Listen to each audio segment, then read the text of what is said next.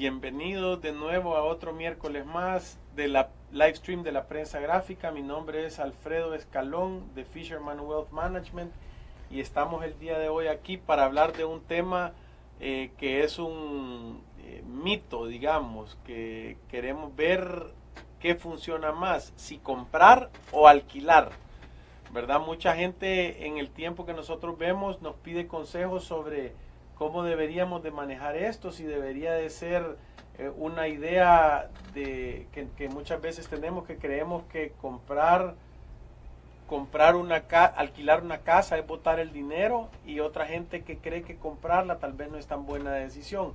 Y el día de hoy vamos a hablar con Marilú Ríos de Burgos sobre cuál es la mejor decisión, si comprar o alquilar. Y quizás para empezar a hablar un poco del tema, quizás vale la pena aclarar que cuando una persona decide comprar una casa o cuando una familia decide comprar una casa, en realidad está haciendo la inversión de su vida, o muchas veces esta va a ser la inversión más representativa en la vida de la persona. ¿Por qué? Porque el costo de las casas generalmente es un poco alto, porque lo vamos pagando en 15 años, en 20 años o en 30 años, y porque la idea de hacerla es, uno, creación de patrimonio para nuestra familia, y dos, tener un lugar estable a donde nosotros podamos vivir. Habiendo aclarado esto, quizás vale la pena también decirles que cuando uno se acaba de casar o consigue su primer trabajo, hay muchos mitos sociales que hacen pensar que la casa o comprar una vivienda es una buena inversión. Ustedes lo pueden oír en la calle, papás que aconsejan a sus hijos, bueno, ya tenés el primer trabajo, entonces ¿por qué no compras una casa?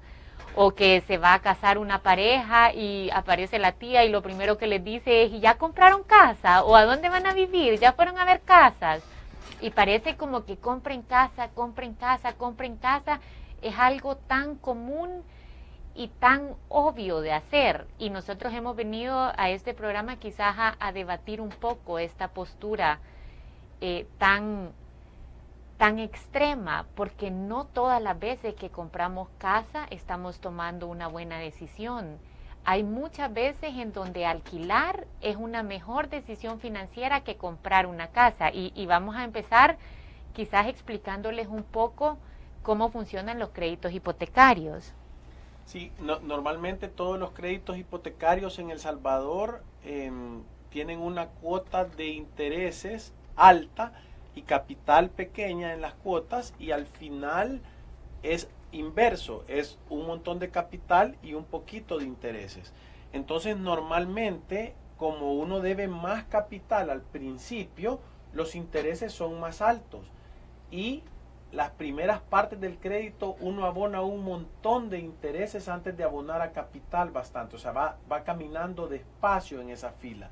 Normalmente por eso es que nos damos cuenta que cuando tomamos créditos hipotecarios a 20, 25 o 30 años, sentimos que pagamos y pagamos y pagamos, y en realidad es bien poco lo que vamos amortizando a capital. Parece que esa disminución de lo que debemos va siendo en ultra cámara lenta, casi que cuadro por cuadro.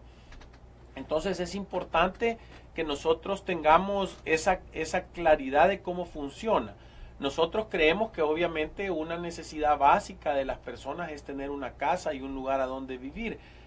Y lo que nosotros queremos el día de hoy es explicarle a las personas cuál es la mejor manera de lograr tener su casa. Cuando digo la mejor, voy a decir la más barata.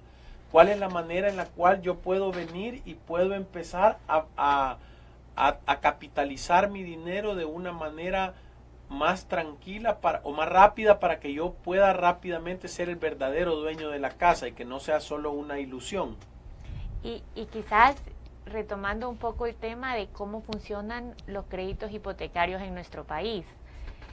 Generalmente hay políticas bancarias que permiten que la cuota de su crédito hipotecario represente un 40% de su ingreso o un 50% de su ingreso, lo cual a nosotros nos parece altísimo, que yo solo en la cuota de mi casa esté pagando el 40 o el 50% de lo que gano.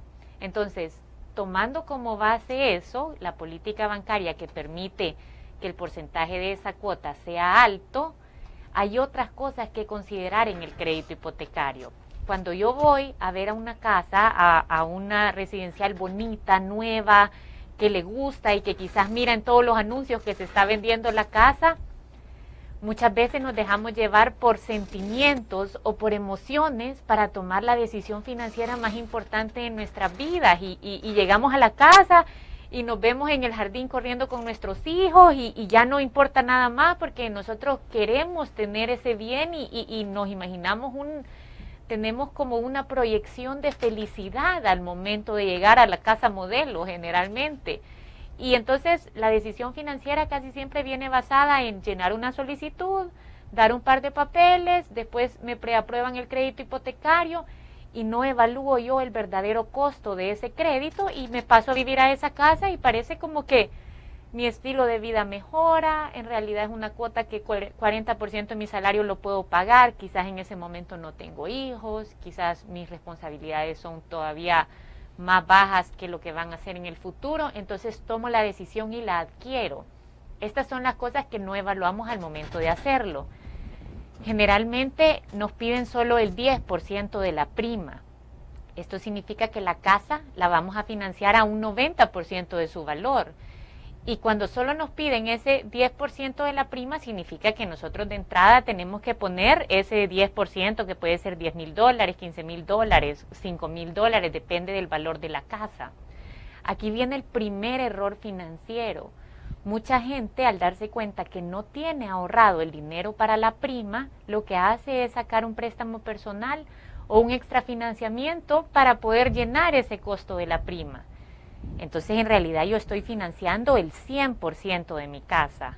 Yo he visto muchos casos que no solo se ponen a financiar el 10% de la prima a través de un crédito personal, sino que sacan también otro crédito para poder amueblar esta casa. Entonces, por el fin de vivir en esa casa, termino con un extrafinanciamiento para muebles, un crédito personal para la prima y la hipoteca del 90% del valor de la vivienda.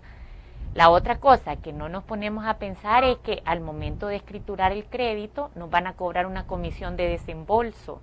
Ese es otro costo de financiamiento. Y aparte de la cuota del crédito que viene compuesta de capital e intereses, voy a tener que pagar un seguro de daños y un seguro de vida como condición del crédito. Entonces, cuando ustedes van en la calle y miran los rótulos y dice cuota desde $850 o $500, eso es capital e intereses. Súmele un seguro de vida, súmele un seguro de daños, súmele los impuestos municipales, súmele el mantenimiento de ese residencial y en realidad la cuota va a ser mucho más alta. No, y yo estoy leyendo los comentarios aquí y les digo que esto es lo que normalmente sucede, porque fíjense que la mayoría de comentarios que estoy leyendo, la gente dice, sí, pero el banco no me da el dinero, sí, pero no pude accesar a esto, sí, pero el préstamo que me dieron. Entonces, una de las cosas que nosotros siempre decimos es que nos han hecho creer que si no tenemos acceso a crédito es imposible que nos podamos hacer de nuestra casa. Y ese es el gran mito que vamos a revelar ahora. Nosotros creemos que si usted no tiene el dinero para comprar su casa y el banco no se lo presta, usted está en una mejor situación. Requiere disciplina, requiere orden, requiere planificación y algo de sacrificio. Pero usted puede llegar a ser dueño de su casa antes que si usted presta el dinero. Y lo voy a poner, lo estamos poniendo y ahora en el programa de la radio estuvimos hablando de esto y tal vez lo vamos a hacer en un pequeño ejercicio, que tal vez que nos pongan el enfoque en las dos cámaras, porque así lo vamos a aplicar con Marilú a la par. Voy a poner el ejemplo de que si los dos tuviéramos ganas de comprar una casa, voy a poner de $50,000, y cómo funcionaría si Marilú comprara la casa y si yo la alquilara, ¿verdad? Para que ustedes tengan la idea de qué es lo que sucede y que tal vez con este ejemplo lo puedan ver claramente. Quizás nos vamos a ir todavía a un ejemplo todavía más real. Hay un lugar de casas que se está promoviendo un montón, que son casas bonitas. En realidad yo creo que es una buena opción y se llama Metrópolis San Gabriel. Ustedes lo pueden ver, hay un montón de publicidad. Ya hay casas que se están promoviendo para venta y hay casas que se están alquilando. ¿Cuánto valen ahí las casas, Marilu? Nos vamos a ir como al estilo medio, ¿verdad? No la más chiquita ni la más grande. Es una que es estilo Oxford, que es como la mediana. Entonces la casa cuesta $117,500. Ese es como el precio de entrada. En realidad el rótulo lo que dice es desde $117,500, ¿verdad? O sea que quizás la más chiquita de ese modelo puede costar $117,500. Entonces vámonos al ejemplo real. La cuota es $850, pero uno no está tomando en cuenta ni el seguro de daños ni el seguro de vida que tiene que pagar. La cuota real que usted va a pagar quizás por una de esas casas va a ser entre $910, $920, me atrevería a decir, a 30 años, ¿verdad? Entonces, uno va y toma la decisión, adquiere la casa y se pasa a vivir a ella. Eso es suponiendo que usted tenía la capacidad de pagar el 10% de la prima. Entonces, quizás para poner un poco más al tema de los créditos hipotecarios en nuestro país, cuando usted o cuando yo compro esa casa y voy y firmo el crédito con el banco, en el contrato de crédito hipotecario que yo estoy firmando, la tasa, si yo consigo una buenísima tasa, suponga que usted de verdad se rebusca y consiguió el 7.5% o el 7%, cuando usted mire el contrato va a ver que la tasa que usted está accediendo en ese momento no es fija. Es una tasa variable a opción del banco. ¿Qué significa eso? Que en cualquier momento del partido me pueden cambiar las reglas del juego y si mi cuota era 920, puede ser que un día, quizás un mes cualquiera, reciba una carta en donde el banco me notifica que por política ha decidido modificar esa tasa y del 750 han decidido ponerme el 875. Entonces que tengo dos opciones, o me suben la cuota de mi casa o al final del crédito pago todo el dinero que les debo, que va a ser todavía bastante dinero, ¿verdad? Sí, entonces, pero es importante porque yo sigo viendo los comentarios que la gente los veo emocionados y dice, yo quiero comprar mi casa, quiero que me diga dónde, pero quiero el apoyo del Fondo Social para la Vivienda. Y el ejemplo que estamos queriendo poner es la diferencia entre alquilar y comprar con el mismo objetivo, que es llegar a tener una casa propia, ¿verdad? Porque usted no es que está peleando porque le den el préstamo, usted lo que quiere es hacerse de su casa, que usted venga, la tenga totalmente pagada, porque antes de eso, mientras usted tenga un crédito en el banco, que la casa es suya es solo una ilusión. En realidad, si usted deja de pagar la cuota por 6 meses o más, rápido lo van a sacar porque la casa no es suya. Usted solo tiene la ilusión o la oportunidad de que la puede comprar en el tiempo. Entonces vamos a seguir con el ejemplo de que Marilu va y alquila, compra la casa y yo alquilo la casa. Normalmente una casa y vamos a poner $100,000, con esto solo estamos dando un ejemplo, puede ser una casa de 10,000, de 50,000, de 100,000, solo es para hacer números redondos. Cada quien tiene que hacer el ejercicio de acuerdo a su capacidad y a su ingreso. Entonces, si normalmente la renta o el alquiler de las casas anda alrededor del 5% del valor de las casas. Ese es el promedio de los mercados que nosotros hemos visto. Cuando son casas más pequeñas puede ser un poquito más y cuando son casas más grandes puede ser un poquito menos.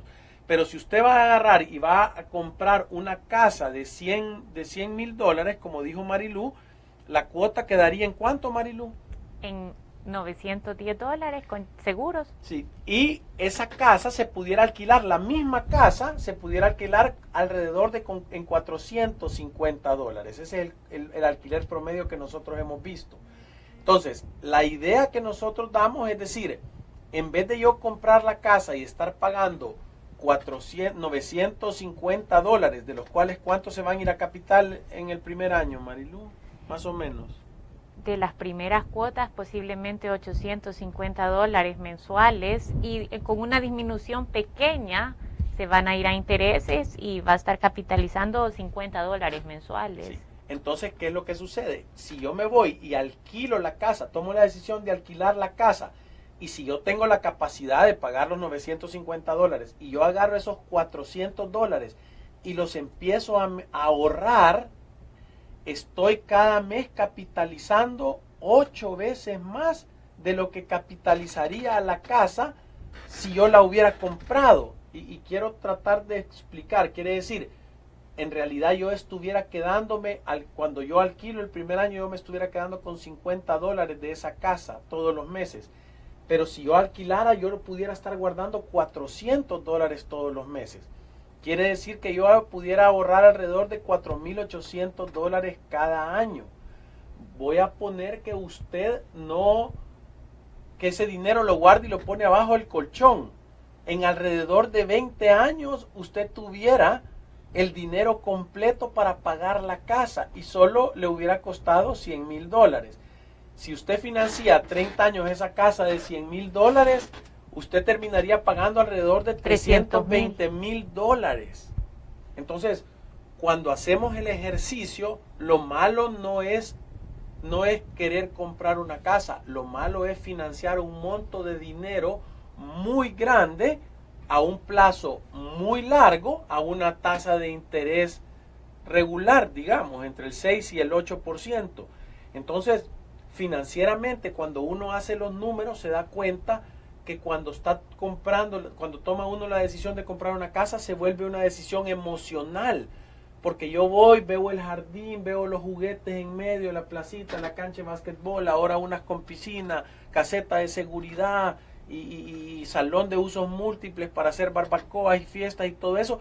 Y yo digo, deseo y quiero vivir ahí. Pero comprar esa casa puede ser una mala decisión. Nosotros normalmente lo que recomendamos es hacer un pequeño análisis, que la parte número 1 es definir cuánto es el dinero que yo realmente puedo destinar a mi casa.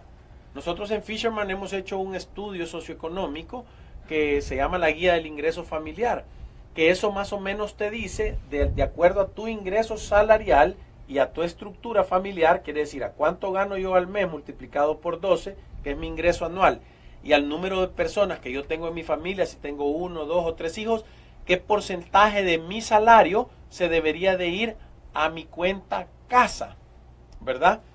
Y normalmente cuando los ingresos son bajos, voy a poner ingresos de entre $600 y $1,500 al mes, normalmente el porcentaje debería de ser como entre el 35% al 40%, lo máximo. Y cuando los ingresos son un poquito más altos, puede ser un poquito menos, como entre el 25 y el 20% de los ingresos.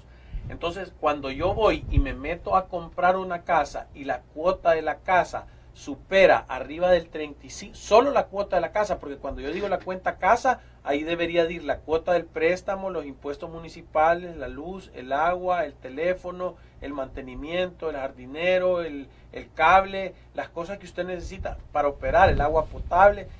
Entonces, si ese porcentaje de esa cuenta es mayor del 35%, probablemente yo voy a quebrar porque estoy dejando de hacer un gasto en otras cosas.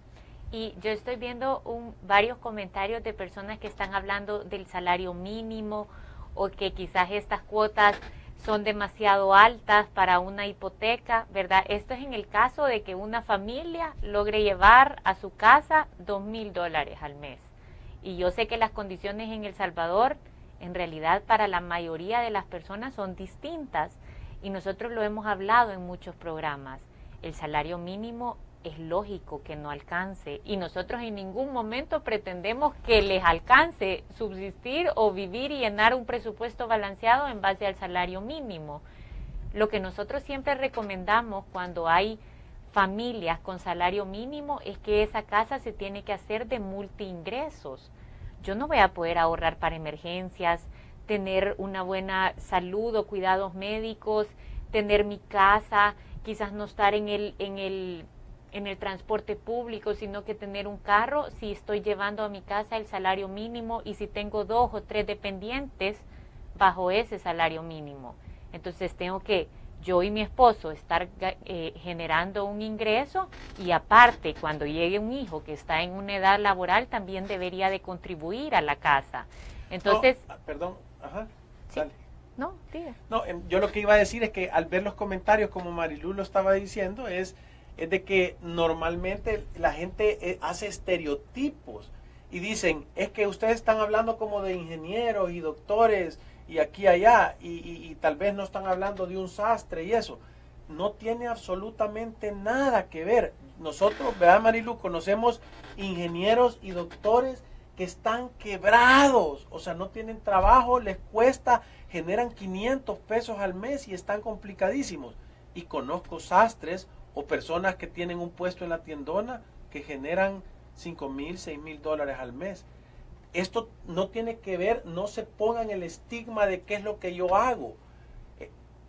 O sea, que le vaya a uno bien tiene que ver con la pasión que uno le dedica a lo que uno hace y el amor y la intensidad y las ganas que uno le echa. O sea, que esté estudiado o no, haya sido bueno en las notas o no, yo conozco a una persona que es un señor de lo más humilde en la carretera Santana, y empezó con una carpintería y ahora tiene un cerrador de madera y ahora hace muebles y yo estoy seguro que ese señor educación técnica de colegio, universidad y eso no tiene, pero es un tigre, es un verdadero tigre y sabe cómo hacer las cosas. Entonces a mí no me gustaría que tal vez se enfocaran en decir, ay, es que están diciendo 100,000 dólares y es muy, muy alto, o ay, están poniendo 10,000 dólares y es muy bajo, sino en el concepto, porque lo que estamos tratando de hacer nosotros aquí es educar a las personas para que entiendan cómo funcionan las cosas y les pueda ir mejor verdaderamente. Nosotros lo que más queremos, lo que nos apasiona a nosotros es ayudar a las personas para que les vaya bien. Entonces, sea usted una enfermera, un sastre, un carpintero o una persona que sirve café en una oficina, o sea usted el ingeniero más grande, si no entiende cómo funcionan estas cosas, jamás le va a ir bien. Entonces, nosotros los salvadoreños tenemos que quitarnos ese estigma o esos complejos que tenemos de, uy, yo soy educado, uy, yo no soy educado, o uy, yo fui al colegio, yo no fui al colegio, yo me creo inteligente o no, sino que tenemos que hacer el esfuerzo desde nuestra posición de entender cómo funcionan las cosas. Y aquí les estamos diciendo consejos súper valiosos porque sí. Nosotros lo hemos visto, nosotros hemos tenido personas que nos han hecho caso, han ido a alquilar la casita que podían, han ahorrado dinero, se han esforzado en aumentar sus ingresos y 7 años después han tenido el efectivo para ir a pelearse por una casa por descuento y la han conseguido. Y quizás poniendo un poco más al tema que Alfredo está tocando, en realidad mientras menos ingresos tienen las personas, más castigadoras son las condiciones de los créditos hipotecarios. Entonces, el ejemplo de 100,000 dólares en realidad funciona para el que tiene una casa de 200,000 o para el que fue a financiar una casa al fondo de 15,000 dólares. En realidad lo que ustedes tienen que ver es el concepto. Si yo voy a tomar una casa en el fondo donde la cuota va a ser de 125 dólares mensuales, en realidad las casas en esa zona posiblemente el alquiler va a ser de 75 dólares o 80 dólares. Entonces siempre va a haber una diferencia entre alquilar o comprar casa. Quizás el otro tema importante es cuando usted está alquilando hay un montón de ventajas que no se pueden cuantificar. Y les pongo el ejemplo, ¿a cuántos de ustedes o quizás a personas que ustedes conocen no les pasó que hace 15 o 10 años compraron una casa y que la zona se ha deteriorado y hoy la zona tiene más delincuencia, quizás llegaron las maras, ya no vale tanto, hasta venderla se vuelve un problema? Pero vaya a preguntarle si le deben menos al Fondo Social o si le deben menos al banco por haberla adquirido, si el banco toma en cuenta que en realidad esa casa en vez de haberse apreciado ha perdido valor. Entonces, alquilar no es botar el dinero y muchas veces, dependiendo de la posición económica en la que estemos, comprar casa no es una buena inversión. Si yo estoy financiando el 90 o el 100% de la misma, definitivamente o casi que sin temor a equivocarnos les podemos asegurar que no está tomando una buena decisión financiera. No, y yo lo veo así porque miren, nosotros tanto como atendemos nosotros a personas que tienen ingresos digamos promedios o buenos, también tenemos una parte empresarial que atendemos gente del salario mínimo, gente que son mecánicos, gente que trabaja en empresas, son motoristas o están en el tema de transporte. Y esta gente lo que sucede, la gente de verdad en ese nivel que logra hacer sus cosas, es gente que tiene una capacidad de ver la oportunidad y no de ver el problema, que es un tema de actitud. ¿Por qué? porque lo que sucede es que esta gente, nosotros tenemos un montón de gente que no vive en San Salvador, sino que vive en pueblitos, y ahí se han ido a comprar un terreno, un solar. Ahí hay alguien que está haciendo el comentario que dice, es que si vos ganás el mínimo, anda a comprarte un solar, y todos los meses ahorrar y guardar ladrillos y empezarte a hacer tu casa. Y en el tiempo van a lograr tener esa cosa, pero lo que nosotros estamos diciendo aquí es que estamos en contra del préstamo, porque va a salir demasiado caro que usted ponga. Fíjense que hay, y ahorita voy a dar un consejo rápido, normalmente cuando uno evalúa a una persona hay una ecuación para hacerlo. Es la ecuación de C, que es el conocimiento, más H, que es la habilidad, por A, que es la actitud. Si ustedes se dan cuenta, el conocimiento que uno puede adquirir y la habilidad que uno puede tener suman, pero la actitud multiplica.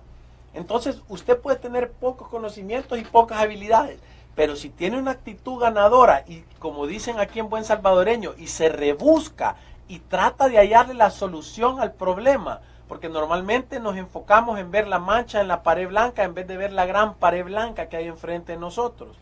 Entonces, eso es lo que muchas veces veo yo en estos temas, que nos han llegado a convencer que no somos capaces de ahorrar y tener la disciplina de comprar una casa, que no somos capaces de poder empezar a generar y ahorrar y tener esa disciplina para poder cambiar. Y es que si tenemos esa actitud derrotista, yo les puedo asegurar que jamás van a tener una casa.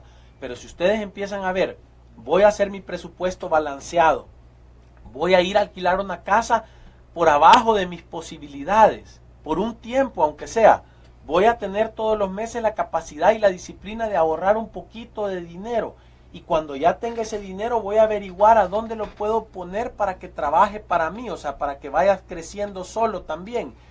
Yo estoy completamente seguro que es solo cuestión de tiempo que usted se pueda hacer de una carro, de una moto, de una casa, de cualquiera de estas cosas.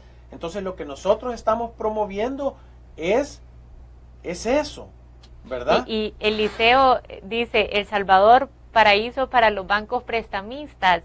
Y yo estoy totalmente de acuerdo, es un paraíso para los bancos prestamistas. Pareciera como que es un negociazo, y en realidad lo es, porque hay tanta gente que no está educada en este tema. En realidad sorprende cuando uno va a ver los préstamos, el microcrédito que sacan las personas a tasas del 102% de interés o el 120% de interés. Entonces, es un paraíso porque nosotros lo hemos dejado convertirlo en un paraíso. Pero mientras más personas educadas sepan cómo manejar en realidad el crédito, cómo salir de problemas financieros, que la prosperidad no está en cuánto acceso al crédito tengo, sino que en cuánto dinero logro ahorrar y cómo logro tener dinero para darle seguridad a mi familia. Entonces vamos a lograr poner un equilibrio en este tema. Sí, y desgraciadamente nuestro peor enemigo es el tiempo. Son las 4 de la tarde y se nos fue volando el tiempo, pero creo que es un tema, hemos visto que ha habido un montón de gente viéndonos, entre 315 y 200 gentes. Hay un montón de comentarios.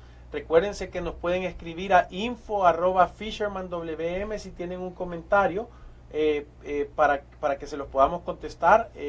Y el otro miércoles prometemos que vamos a tocar el mismo tema y tal vez vamos a traer un poquito más de ejemplos para que tengan claridad. Vamos a ver en la semana las preguntas que nos han hecho y se las vamos a tratar de contestar en el siguiente programa. Gracias por la atención y recuérdense, tengan valor y reescriban su historia. La definición de la locura es hacer lo mismo y esperar diferentes resultados. Hagamos cosas diferentes. Nos vemos el otro miércoles. Gracias. Adiós.